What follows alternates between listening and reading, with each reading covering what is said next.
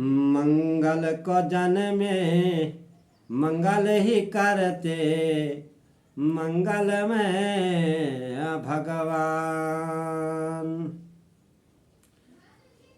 और इस मंगलमय कथा में आज हम प्रवेश कर रहे हैं और कथा में इस प्रकार से वर्णन है कि जल अगाध थल नई लखी परई जहाँ तहाँ थल दृग जल मन घुम रहे लखी विचित्र थल चित ब्रह्म जाए फिर संभरत नए कोटि उपाय। वहाँ पर इस प्रकार से शीश महल की रचना की गई है कि जिससे लोग भ्रमित हो जाते हैं कि जल कहाँ पर है, थल कहाँ पर है। इस प्रकार से महाराज ये कथा अब आगे चल रही है। तो भीमसेन अर्जुन नकुल लघु भ्राता सहदेव महावीर बहुभुज बली करे नृपति की सेवा। चारों भाई धर्मराज युधिष्ठिर महाराज की सेवा करते हैं। सारे भाई चारों भाई बड़े आज्ञाकारी थे। इस प्रकार क्या है, नृप पदवी सिर कौरव केरी तिनके अधिक धर्म नृप केरी।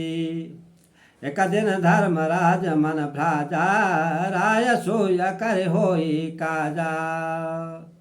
निज मंत्री अर बंधु बुलाए कर मत ठीक व्यास पाए। भाई न सहित चरण सिर नावा कुशल पूछे ऋषि केठ लगावा। इसी प्रकार से महाराज क्या है, एक दिन धर्मराज जी महाराज के मन में क्या है कि विचार आया, हम राजसूय यज्ञ करवाते हैं तो अपने मंत्रियों को बुला करके अपने चारों भाइयों को बुला करके बैठे हुए थे।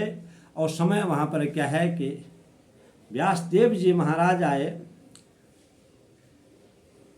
सभी पांडव जन माँ कुंती द्रौपदी सहित व्यास जी के चरणों में पड़े, शीश नवाया।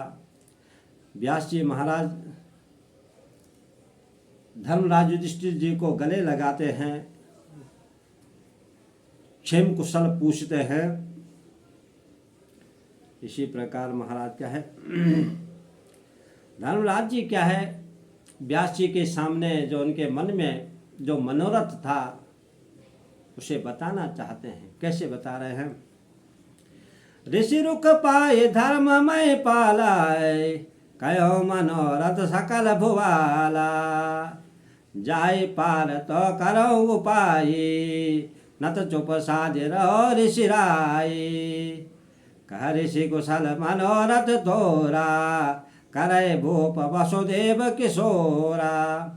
सुनत नरेश विदा पुनि मांगे ऋषि पद पर से चले अनुरागी।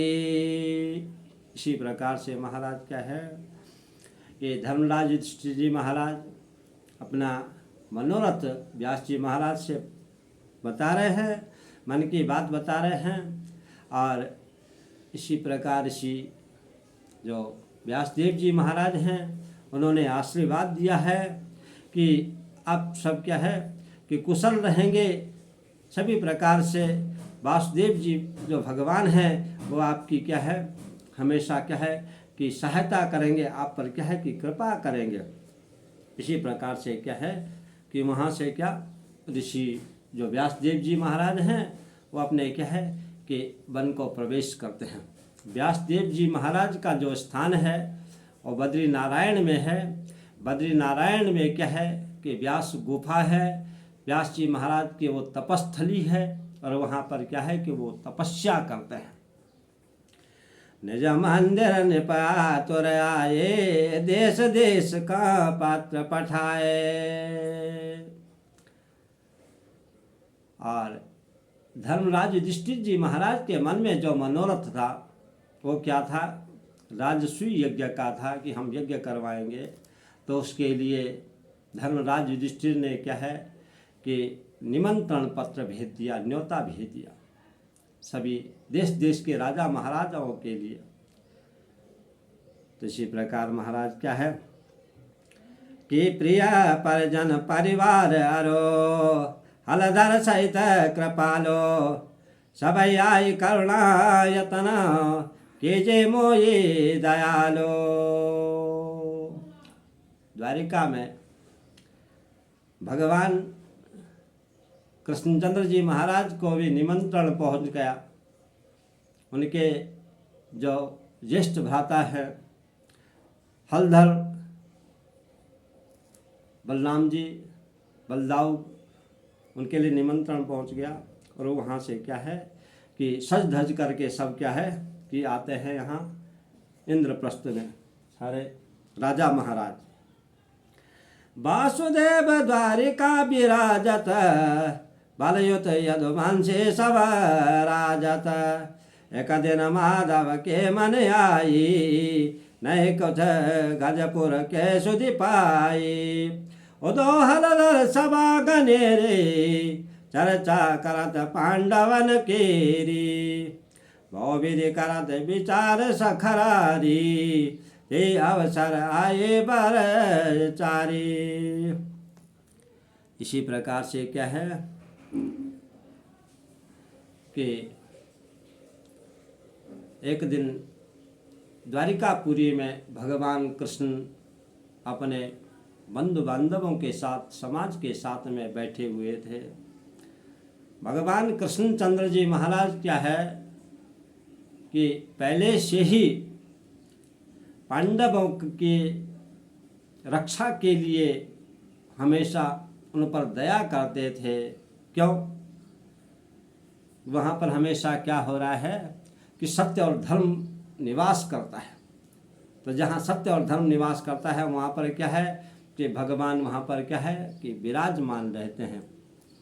तो क्या बोल रहे हैं कि जब तक ये इतनी बात आपस में क्या है कृष्ण भगवान पांडवों के शुद्धि की वार्ता करते हैं, उनके कुशल क्षेम की वार्ता करते हैं, तब तक महाराज क्या है कि वहाँ पर क्या है कि 4 दूत आ जाते हैं जो कि धर्मराज युधिष्ठिर जी महाराज ने क्या है उनके साथ में वहाँ क्या है कि निमंत्रण पठवाया था और वो वहाँ पहुँच गए। इस प्रकार से ये आज की कथा यहाँ पर क्या है इसे विराम देते हैं। फिर कल की कथा में हम क्या है कि प्रवेश करेंगे। जय जय श्री राधे श्याम, जय जय श्री राधे श्याम।